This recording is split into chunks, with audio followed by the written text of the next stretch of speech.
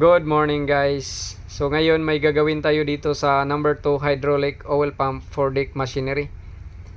Kasi nung in-start daw nila ni Maestro yung motor, ayaw daw mag start. So tiningnan natin sa electrical diagram, meron ditong relay na hindi naka-energize dito sa PCB na ito.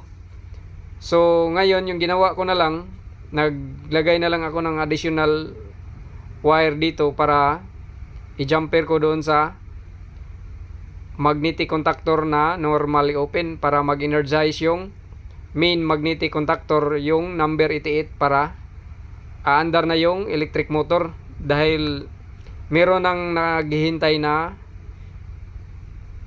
tagbot kasi nandito kami sa puerto ngayon, paalis.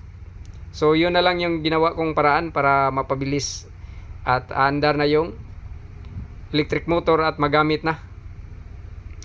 So nung tinisting ko naman, okay naman yung motor at normal naman lahat yung kondisyon niya.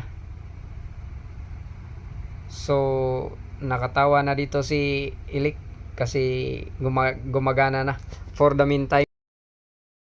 Thank you guys. Thank you for watching. Please subscribe, like, share, and follow.